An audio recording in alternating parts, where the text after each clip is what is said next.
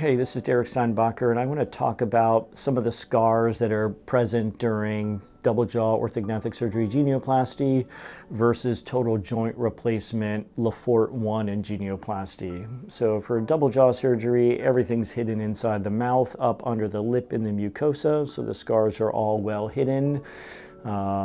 Occasionally, if we're doing liposuction under the neck, there'll be a very small cutaneous scar underneath the chin, but that's only a few millimeters. When we do total joint replacements, however, we do need to make an external scar, but we make it like a facelift, so it's hidden on the temporal portion of the hairline and behind the ear. And there's also a small portion down on the neck that allows us to place the total joint into position. Most of the time when we're doing total joint replacements, we're doing that with a Lefort, so that scar stays within the mouth under the upper lip, and a genioplasty, which is a scar inside the mouth and the mucosa underneath the lower lip.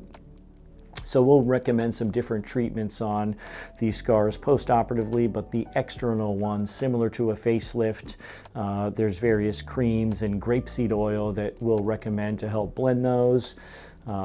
Versus intraorally, we have some massage with toothpaste, as well as potentially some 5-FU Kenalog injections if needed for firm scars there.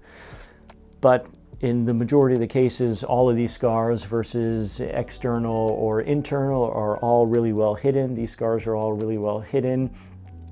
And after we have patience and give it enough time for maturation of these scars, they're not bothersome and are really not very noticeable with time.